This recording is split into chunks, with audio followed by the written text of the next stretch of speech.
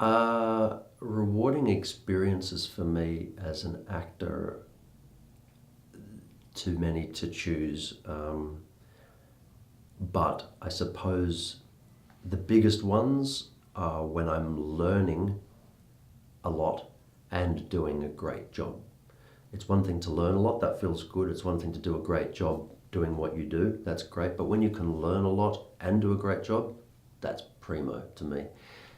I did a play years ago where I actually began to learn how to transform as an actor, which I hadn't done at drama school. It had been sort of touched on, but I worked specifically on this character with this director, specifically on transforming. And there was a moment where where I felt my character was constantly wanting to get angry, and he said, no, no, no. I said, what are you talking about? I said, I would get angry. He goes, I know you would get angry, but your character wouldn't. I go, what do you mean? He goes, because your character is this particular type in what he was teaching. And he said, and that character, if they get angry, they don't express it, which was interesting for me because I just expressed myself. But this character didn't. By putting a dam, effectively, or a cap on one area of what my habits would normally do, it didn't kill all of my impulses, it just redirected them. Energy doesn't die, it just gets redistributed, it just gets transformed. So when somebody put a block on one of my biggest habits, it had to go elsewhere. And it went into humor, it went into charm, it went into thoughtfulness, it went into my sensory experiences. But it had to go somewhere, it didn't just die. So that was rewarding for me as an actor. And of course, the results were great. I got incredible reviews. So I say it was not only a great learning experience, but it was a really great performance in the end, not just one or the other. It's funny to think that one of my most rewarding experiences as a teacher actually had very little to do with acting.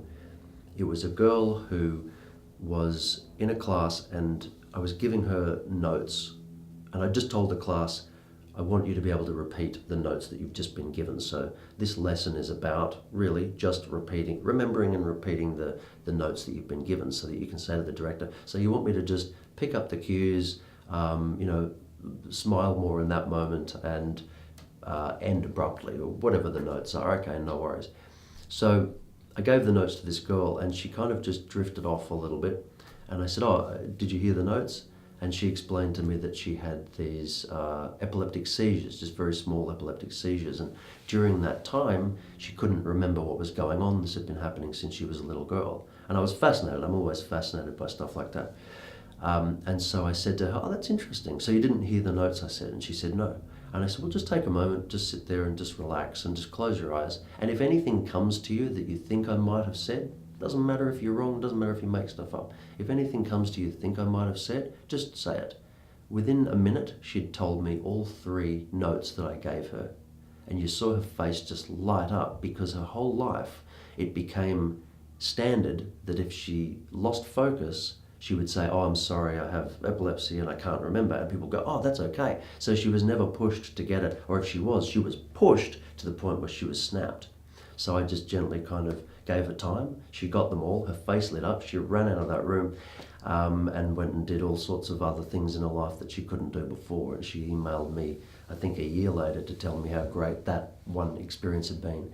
So that wasn't even to do with acting, but I have to say moments like that happen a lot with acting as well. But to me, that was probably one of the most rewarding experiences in my 20-year teaching career.